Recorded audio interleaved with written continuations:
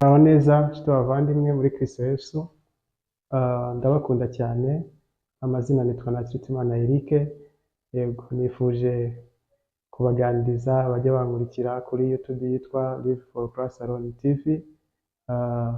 Abakunda Imana, bataramenya Kristo namwe rwose Imana ibagire neza kugira ngo babashe kumumenya.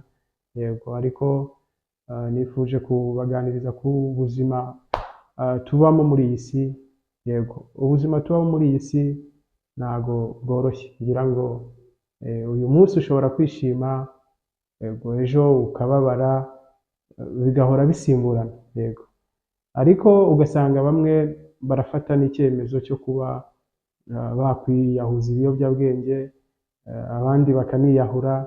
Yego, ariko ugomba gutekereza mu buzima bwawe impamvu Imana yakuremye. Yego, Imana yakuremye igufiteho umugambi mwiza.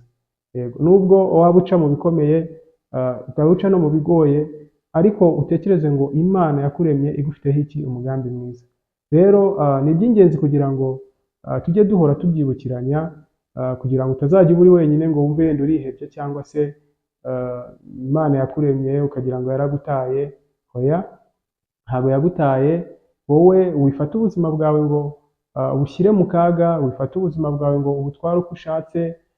Imana yakuremye ahubwo kugira ngo ubeho mu buzima buyinezeza, buyishimisha, kandi iragukunda. Yego, niba uri mu byaha, niba uri gukora ibintu bitayishimisha, gerageza nshuti yanjye ubivemo, kubera yuko aya masaha ubwiwe rino jambo ko Imana ari urukundo kandi gukunda.